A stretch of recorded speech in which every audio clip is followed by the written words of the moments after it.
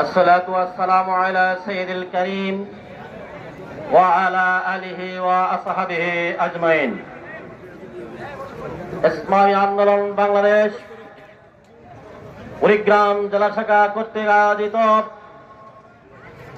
আজকে বিশাল গণসমাবেশ, এই বিশাল গণসমাবেশের শ্রদ্ধাভাজন সভাপতি জননেতা জনাব শাহজাহান মিয়া আজকে গণসমাবেশের প্রধান অতিথি হিসেবে বক্তব্য রাখবেন। ইসলামী আন্দোলন বাংলাদেশ সিনিয়র নায়েব আমির যেমনি দীর্ঘ 16 বছরের দুঃশাসনের পরে জাতির উপরে চেপে বসা জগদ্দল পাথর সদৃশ্য ওই আমি সরকার, সেই সরকারকে যে আল্লাহ এই দেশ থেকে তাড়িয়ে এনেছে এবং এই ময়দানকে ইসলামী আন্দোলনের জন্য মুক্ত করে দিয়েছে, এদেশের তৌহিদি জনতার জন্য মুক্ত করে দিয়েছে। সেই মহান রবের দরবারে কৃতজ্ঞতা জানাচ্ছি আলহামদুলিল্লাহ।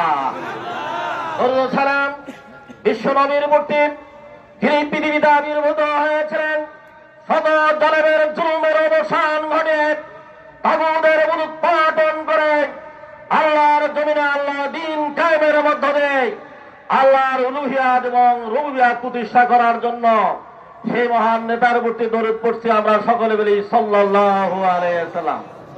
সংগ্রামী সাথী ও বন্ধুগণ, দীর্ঘ 16 বছরের বঞ্চনার পিছনে 90% মুসলমানের দেশে যেটা আমি মনে করি, এই আমি সরকার জাতির বুকে চেপে বসার জন্য সুযোগ পেয়েছিল। এই জন্য এদেশের আরো বড় বড় দায়ী, এদেশের তৌহিদি জনতার দায়ী, কি বলেন ঠিক না?